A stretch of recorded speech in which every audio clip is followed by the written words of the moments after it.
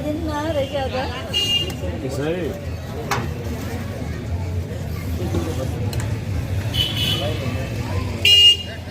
हो लाल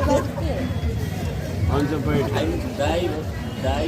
कति वर्षदेखि चिया पकाउनु चिया पसल कुनेको 200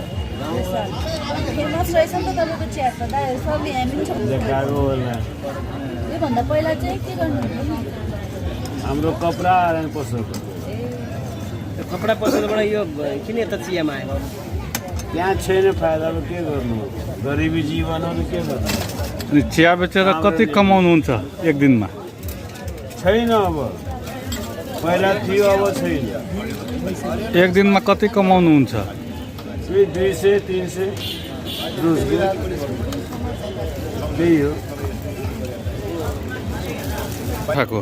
6000 महिनाको हजुर बिजुली बिल छोडेर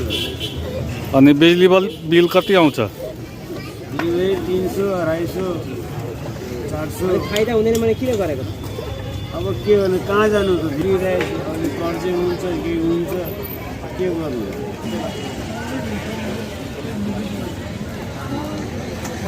अनि अब चिया नै बेच्ने सधैँ चियालाई बेच्ने उमर छैन अनि कतिजना छोराछोरी छ 2टा छोरा एउटा छोरी के गर्दैछन् सबै बसेर खाँदैछ कतिको उमेरको छोराछोरी छ ठुलो छोराले अनि काम गर्दैन कुनै कामले गर्दैन बिजनेस गएको थियो 2 वर्षदेखि बसिरहेको खाइरहेको अनि विदेशमा कमाइ भएन भएन कुन देश गएको मलेसिया अनि किन फर्केर आयो मलेसियाबाट के भयो त्यो त्यहाँ थाहा होला नि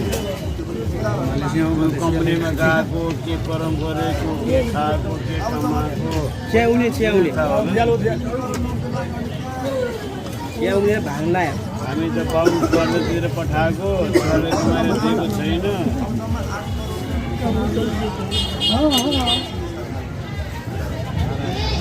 अनि तपाईँ आफ्नो कामबाट सन्तुष्ट हुनुहुन्छ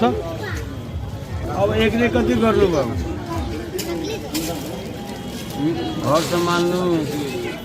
बाबा सम्हाल्नु भाडा किराया दिनु के गर्नु अब सबै कुरा किनेर खानुपर्छ धान चावल छैन घरमा कि बसेर खानु